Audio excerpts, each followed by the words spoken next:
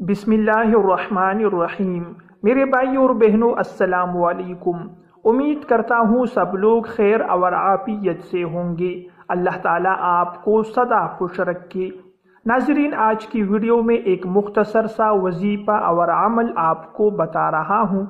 خاص کر یہ وظیفہ ان لوگوں کے لیے ہے، یہ ویڈیو ان حضرات کے لیے ہے جو پریشانیوں اور مصائب میں گرے ہوئے ہیں۔ رسول پاک صلی اللہ علیہ وسلم نے ایک دعا بتلائی ہے، وہ آپ لوگوں کے ساتھ شیئر کر رہا ہوں۔ یہ دعا، یہ وظیفہ انسان پریشانی اور مصیبت کی حالت میں بھی پڑھ سکتا ہے، اور اگر کوئی حاجت ہو، کوئی مقصد ہو تو اس کے پورا ہونے کے لیے بھی یہ وظیفہ کیا جا سکتا ہے۔ انشاءاللہ چند دنوں میں پریشانی ختم ہوگی اور مقاصد حاصل ہوں گے۔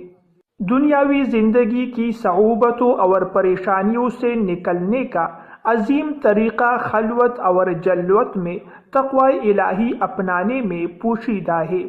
ان سے خلاصی کے لیے دن ہو یا رات ہر وقت اللہ تعالیٰ سے رجوع کرے، دکھ سکھ ہر حالت میں اس کے سامنے اظہار عاجزی کرے اور گڑ گڑائے۔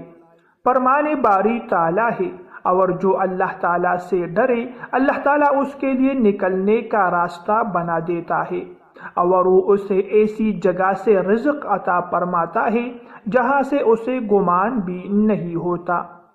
آج جو وظیفہ آپ لوگوں کو بتا رہا ہوں یہ ایک مختصر سا کلمہ ہے، لیکن ان کے فضائل بے شمار ہے۔ یہ کلمہ لا حول ولا قوت الا باللہ کا ہے۔ آپ صلی اللہ علیہ وسلم نے حضرت ابو موسیٰ رضی اللہ تعالی عنہ کو فرمایا تھا، تم لا حول ولا قوت الا باللہ کہا کرو، کیونکہ یہ جنت کے خزانوں میں سے ایک خزانہ ہے۔ حضرت ابو ذر رضی اللہ تعالی عنہ کہتے ہیں کہ مجھے میرے حبیب صلی اللہ علیہ وسلم نے تاکیدی نصیحت کی تھی کہ میں زیادہ سے زیادہ لا حول ولا قوت الا باللہ کہا کروں۔ فرماتے ہیں کہ ایک مرتبہ ایک صحابی جس کا نام حضرت عوف ابن مالک رضی اللہ تعالی عنہ ہے، اس سے آپ صلی اللہ علیہ وسلم نے ارشاد فرمایا کہ جب بھی تم پر کوئی مصیبت آئے یا کسی مقصد کو پانا چاہو تو اس کے لیے 500 مرتبہ یہ کلمہ پڑھا کرو، لا حول ولا قوت الا باللہ۔ اس عمل کی برکت سے، اس وظیفے کی برکت سے ہر پریشانی دور ہوگی۔ حضرت مجدد الفسانی رحمۃ اللہ علیہ فرماتے ہیں کہ جو انسان پریشانی مصائب سے نکلنا چاہے تو اسے چاہیے کہ اول اور آخر 100 مرتبہ درود پاک پڑھے، اور درمیان میں 500 مرتبہ یہ کلمہ پڑھے، تو اللہ کے فضل سے ہر پریشانی ختم ہو جائے گی۔ دوستو، یہ مبارک حدیث آپ لوگوں سے شیئر کی ہے، اس پر عمل کریں۔ اگر آپ کسی بھی پریشانی میں مبتلا ہے تو اللہ تعالیٰ بہت جلد آپ کو پریشانی سے نجات عطا کرے گا۔ اگر آپ کی کوئی خاص مقصد اور حاجت ہے تو اس کے لیے بھی وظیفہ کریں۔ ایک دن میں آپ کا کام نہ ہوا تو 2 دن کرے، 3 دن کرے، انشاءاللہ آپ کی مراد حاجت پوری ہوگی۔ میرے بھائیوں اور دوستوں، پریشانیوں اور مشکلات سے آپ لوگوں نے گھبرانا نہیں ہے۔ پریشانیاں اور مشکلات تو سب پر آتے ہیں۔ اللہ تبارک و تعالیٰ کے محبوب اور پسندیدہ بندے انبیاء کرام پر بھی مصائب آئے ہیں، مشکلات اور امتحانات آئے ہیں، اللہ تعالیٰ نے ان کو اس کے بعد نوازا ہے، پریشانیاں اور مشکلات دور ہوئی ہے۔ حضرت ایوب علیہ السلام کو اللہ تعالیٰ نے مال، اولاد، زمینیں، خدام اور صحت سب کچھ عطا کیا، مگر اللہ تعالیٰ نے ان کو آزمائش میں ڈالا۔ ان کا سارا مال و دولت تباہ ہو گیا، پھر ان کے سب بچے ایک حادثے میں وفات پا گئے۔ اس کے بعد ان کے جسم میں ایک ایسا مرض آیا کہ گوشت گلنے لگا اور لوگ ان سے دور ہو گئے۔